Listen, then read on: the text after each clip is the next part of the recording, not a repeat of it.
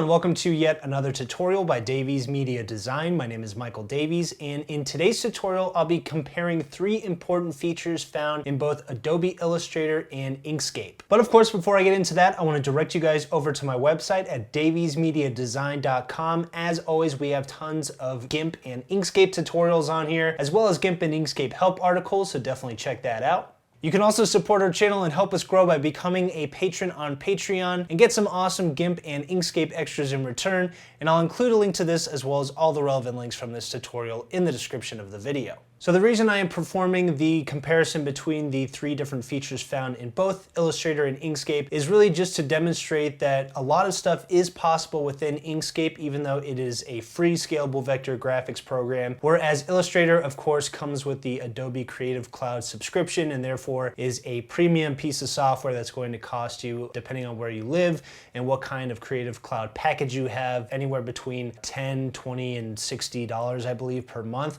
The more common being $60 per month, coming with the entire Creative Cloud suite. But both of these programs use scalable vector graphics, Adobe Illustrator being, of course, the industry standard, and Inkscape just being an open source free version alternative for those of you who don't want to spend that money. I'll dive in with the first comparison here, and that is going to be between the artboard found in Illustrator and the canvas found in Inkscape. Now I want to show you how, when you first open the programs, each one differs in terms of setting up a new document and how to change a document and some of the features found in the document properties. So I'm going to start here with Illustrator, and we'll start by opening up that program. So I'll come over here to my search box and I'm going to type in Illustrator and just click to open this app on my computer. Alright, so here is the latest version of Adobe Illustrator from Creative Cloud. And of course, the main thing you see when you first open Illustrator is going to be this welcome screen, and you have the ability to open up a file. It says start a new file fast. These are based on commonly used templates, and you can see these have different units involved. So we've got points here, we've got pixels here. You can also just come over here and create a new document or a new artboard using your own custom settings. So whatever settings you want to set up here, if I hit create new, I'll just show you guys, this is what pops up here. So you can set the name of your document, the width and height, the units, whether it's landscape or portrait, and a bleed area if you're using this for print. You can also set the number of artboards here, and I think this is the main difference between Illustrator and Inkscape, which is that Illustrator allows you to have multiple artboards open within the same document or the same composition. And this is really useful whenever you're trying to create a seamless piece of work. Maybe you have 5 artboards and you want the art to sort of seamlessly go from one of the artboards to the next. And by the way, for those of you who aren't familiar with the artboard concept in Illustrator, artboards are essentially canvases, so you can have multiple canvases in one single composition. And let's say you have 5 canvases, you can export those as a document that has 5 different documents in it. So this is just a great way to create some coordinated work, some seamless work, have your art just carry over from one to the next. And that is something that is not found in Inkscape. We'll get into that in a second here. I can have multiple artboards on here, really as many as I want, but for now I'm just going to hit close because I don't want to actually create a new document.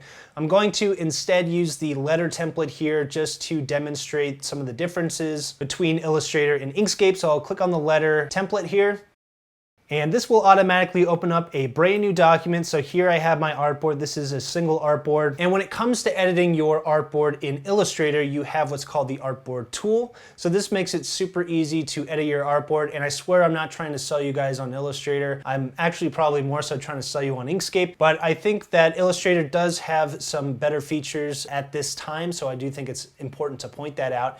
But if I come over here, you'll see we have the Artboard tool, so you can hit Shift-O to open that. And when you click the Artboard key, you'll see over here in the Properties panel, we actually have Artboard popped up here. You can exit out of the Artboard tool, and the reason I'm doing that is that there's actually an Edit Artboards button here as well, and that's going to take you to the same area, so that will also open up the Artboard tool. And you also have the Commands panel up top here.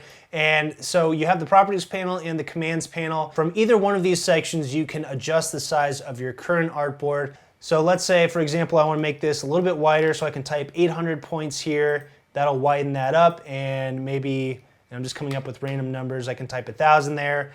And I can use my zoom tool, holding the Alt key to zoom out a little bit. So there's our new document. And of course I can come back to the Artboard tool and I can do the same thing over here, so I can change the width and the height I can make sure that the aspect ratio is maintained here, so the proportions, by either turning this on, so we have a chain link icon that's going to ensure that no matter what change I make to this, so let's say I change this to 1000, this height is going to update automatically in order to keep the original aspect ratio. I can also come over here and name my artboard. So right now it says Artboard 1. So let's say I put this as Mike's Artboard. And yes, I know that grammar is incorrect there. So now we have a new artboard name for this, and we'll just keep the preset set to custom. And I can also come over here and click to create a new artboard. So if I click this icon, Mike's Artboard is now Artboard 1 over here. If I scroll over, you can see this is labeled Mike's Artboard.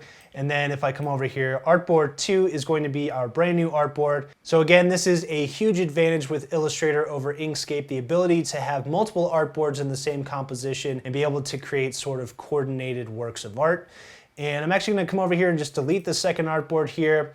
We also have the artboard options. So if I click on that, you can see we have a few more options in here for the artboard. I'm not going to go into that in this tutorial, but just know that's there if you are an Illustrator user.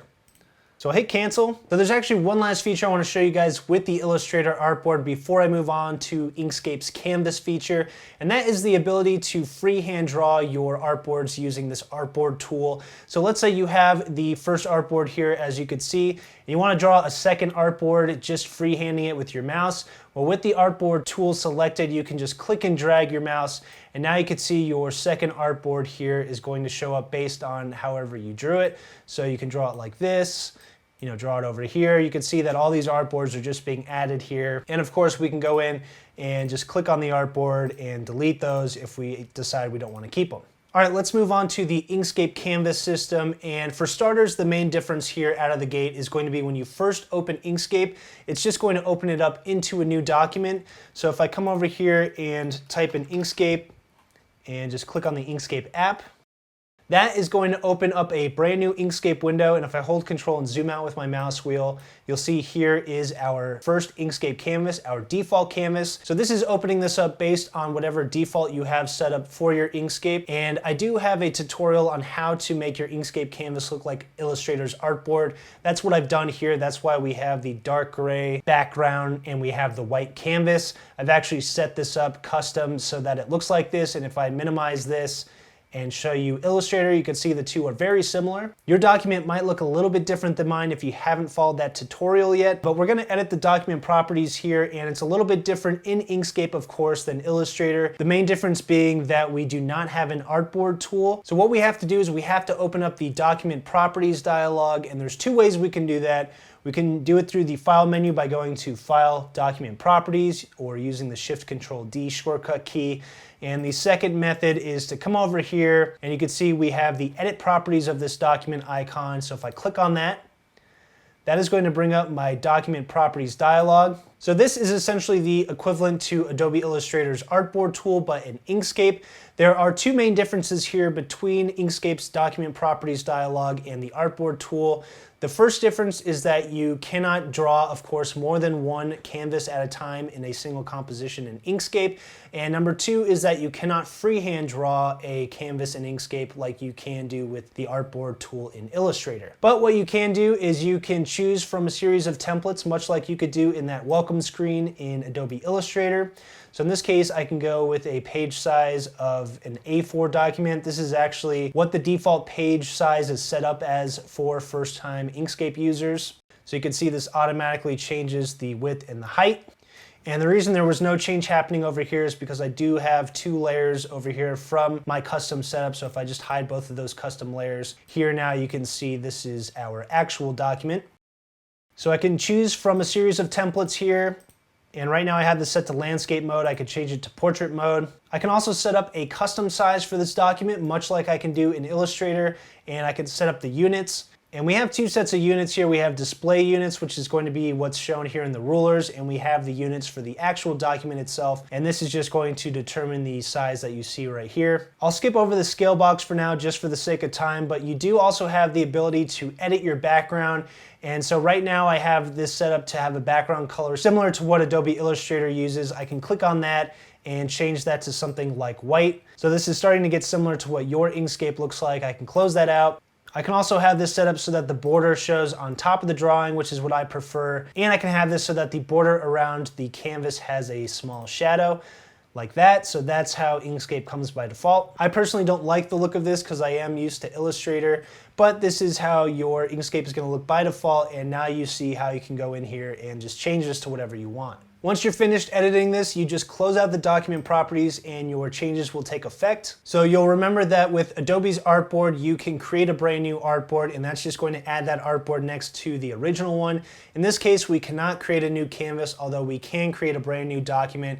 And to do that, we come over here and we can either click this icon here, which says create new document from the default template, or we can go to File, New, and if I click on that, that will open up a brand new Inkscape window, and I can hold Control and zoom out, and this is just going to create a brand new document using my default custom canvas settings that I set up earlier. All right, so that was our first comparison. The second thing I want to compare here is the way the colors are set up. So in Illustrator, you have a few different panels. You have the colors panel, the color guides panel, and the swatches panel.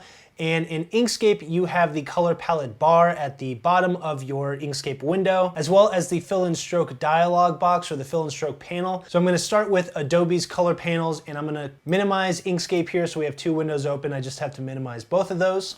And let me come over and grab my select tool here. So if I come over to the right side of my artboard, you'll see we have a series of icons here, and this is going to be your panels section. So the first panel here is the color panel, and this allows you to select any color from whatever spectrum you currently have selected. In this case, I have CMYK set up right now as my color space, and there's a little menu right here. So you could choose from any of these color spaces. And so when I hover my mouse over this and reveal the eyedropper tool, you'll see it says CMYK spectrum there. And of course, I can click and drag my mouse around, and over here you'll see my foreground color changing as I do that. And if I hold the Alt key and click on here, you'll see that the same will happen, but for my stroke color. So I call this my foreground color. This is actually the fill color. This is the stroke color. You also have the option up here to select none, black, or white as your colors. So this is again for either your fill or your stroke colors. But I'm going to just select maybe like a bluish color here. So the next panel, which I think is actually the best feature found in Illustrator, is going to be the color guide panel.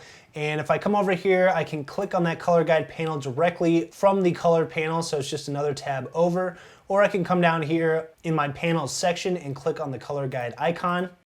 And so what we have here is we have our main fill color that's selected. So right now it's going to be this blue color. And to the right of that, we have again the fill color and then 4 other colors that match that blue color based on what's called a harmony rule. So what this is doing essentially is it's taking whatever color you have active, so it can be the fill or the stroke color, and it's setting up matching colors or color schemes based on certain color theory. So if I click on this drop down here, you'll see we have various harmony rules or basically color theory. So we have complementary, split complementary, analogous, shades.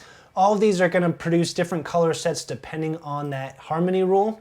So this one, for example, is giving you a really nice color scheme between blue and brown, which are going to be complementary colors on the color wheel. And because this is a lighter blue, we get like lighter browns in here. And so all of these colors here in the middle are going to be your main colors. And then to the left of that, you have color shades going basically all the way to a really dark color or almost a black color. And to the right of that, you have tints. So that's going to just go into lighter versions of that color. Of course, there are some other features down here, which I'm not going to go into for the sake of this tutorial. But if I come over here and I just switch my active color to the stroke color, that'll bring me back over here to the color panel. And if I click on the color guide, now all of my colors are based on my stroke color. And the final panel that has to do with colors in Illustrator is going to be the swatches panel. So that's going to be the third one right here, the third icon. And this just gives you the ability to pick a single color swatch in here. And so by default, it has a bunch of random colors, and it also has from black to white and all of the transition colors in between, which are going to be various shades of gray.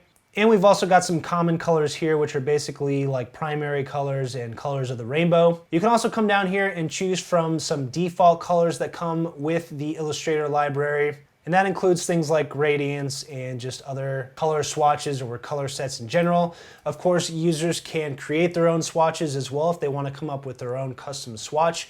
So that is going to be, for the most part, colors in Illustrator. especially the colored guide is what I want to focus on here because I think that is the most important feature. That again is the second icon here. So those of you who are current Illustrator users or have used Illustrator in the past are very familiar with these color features. Of course, this doesn't cover everything in Illustrator. There are some other things found in here that I didn't go over. But now I'm going to jump over to Inkscape. So how does Inkscape's color system, or whatever you want to call it, compare to Illustrator's? Well, if I come over and minimize Illustrator and then I'm going to bring up Inkscape again, let's just go with this new document here that looks similar to Illustrator's Artboard. So again, this is the Inkscape Canvas. Something that really stands out to brand new users in Inkscape is the fact that it has a color palette bar here at the bottom.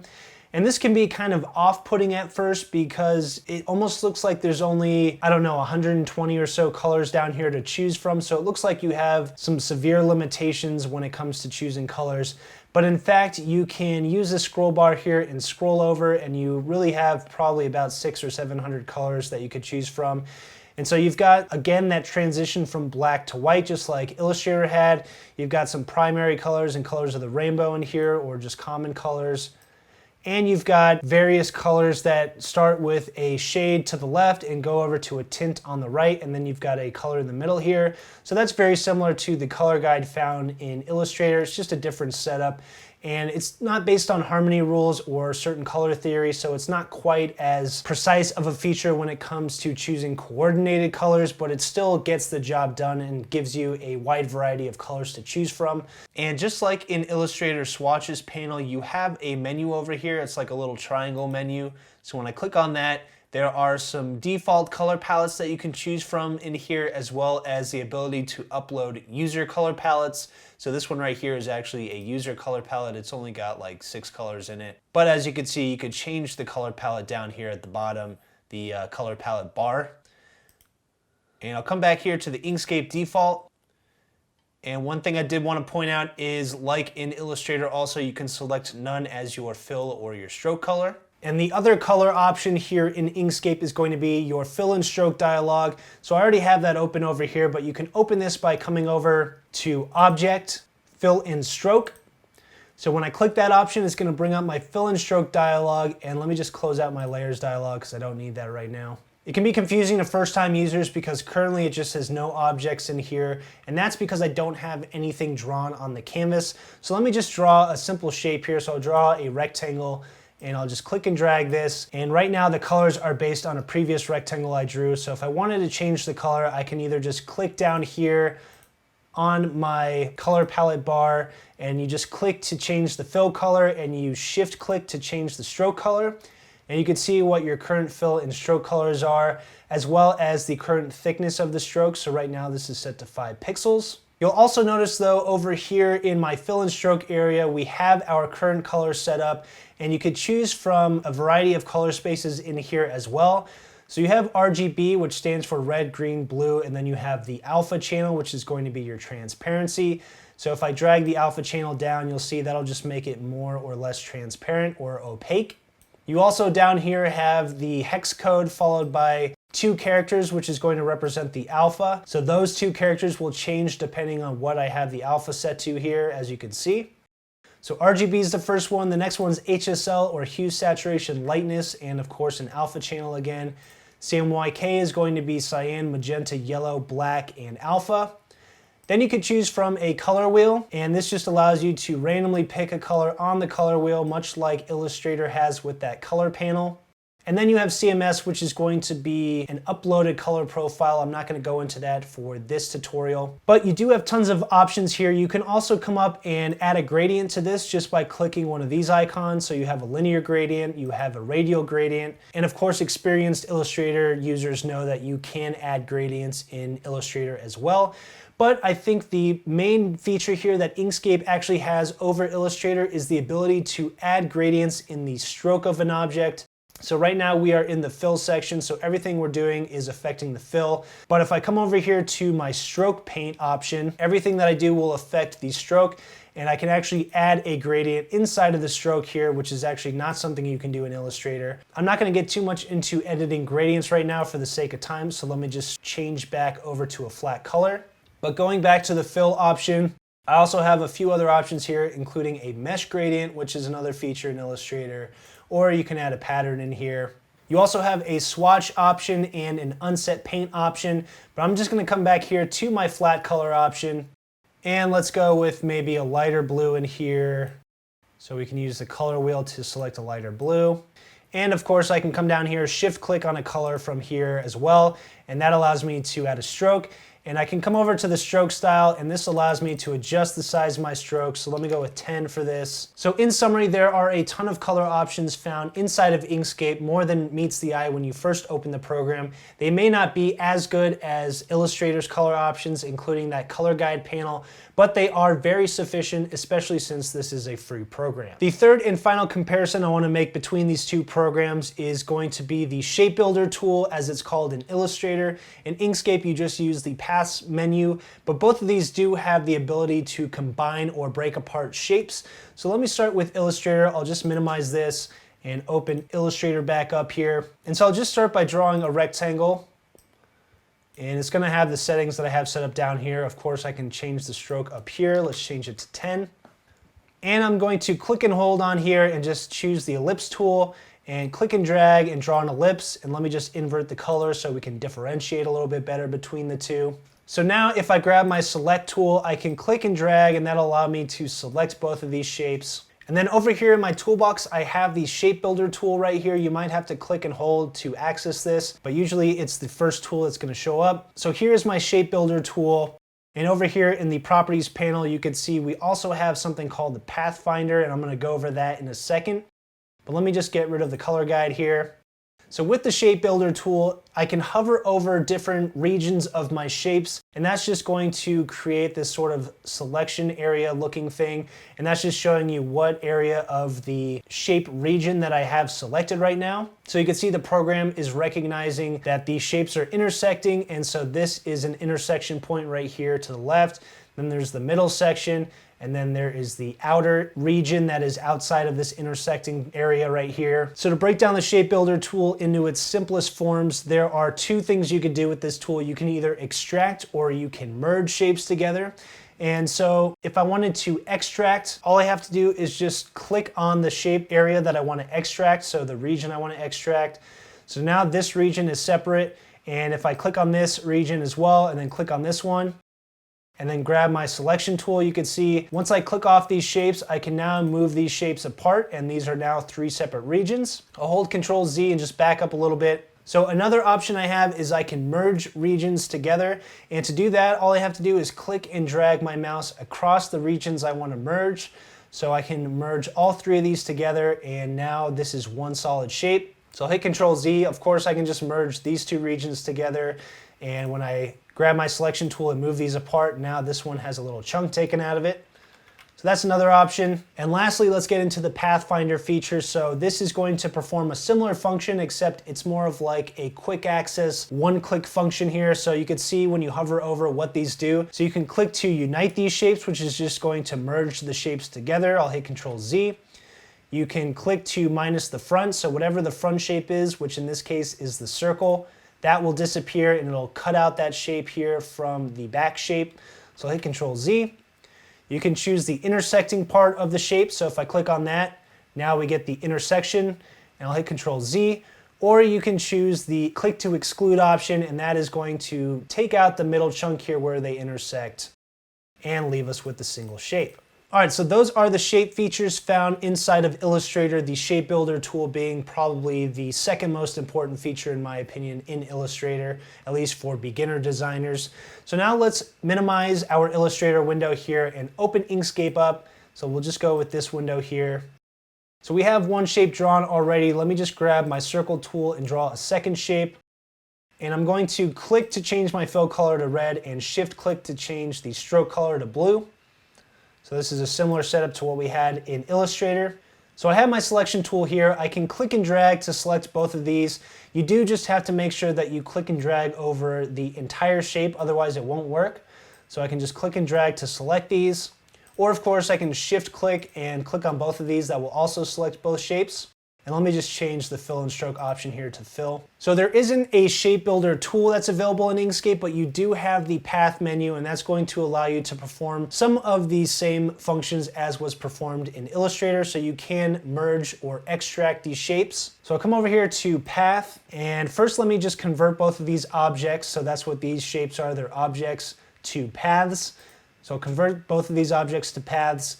And then I'll come over here and go to path. And now you can see we have some options here, including union, difference, intersection, exclusion, division, cut path. And then down here we also have combine and break apart. So these are very similar to the Pathfinder features that we had in Illustrator. So if I come up here and click on union, you'll see this will create a union between our two shapes. And now this is a single shape. So I'll hit Control Z and undo that. And let me just select both of these again. And one thing I will say is that Inkscape can be a little glitchy, so you can see that when I undid that action, the shape did not really return to what it was supposed to return to. It's still here, it's just that sometimes the display gets a little bit glitchy and it takes a second for it to return. So as you can see, it's now returned to the way it's supposed to look. So let me click and drag and select both of these. You can also go to path difference, and that's basically going to be the same as the minus front feature. And you can go to path intersection, that'll keep that middle part. Path exclusion will take away the middle part there. Path division is going to get rid of the front object, but it's going to keep the part that intersected with the back object. And if I click on that little chunk, you can see now it's its own separate shape here. And I can go to path, cut path. And basically what that's done is it's taken the front object and it's sliced the back object wherever the front object intersected it. So I can now break apart this little portion here that got cut out. And because this is now just a stroke, it no longer has a fill. So let me just undo that. So the last feature I'll go over with the shapes here in Inkscape is that you have the ability to combine or break apart multiple shapes. So if I highlight both of these shapes here with the selection tool and go to path, combine, you'll see that these two paths will now combine together to form a single path or a single shape, and it'll take on the characteristics of one of our shapes here. So now the fill and stroke for both of these are the same, and you can see I'm getting a little bit glitchy here.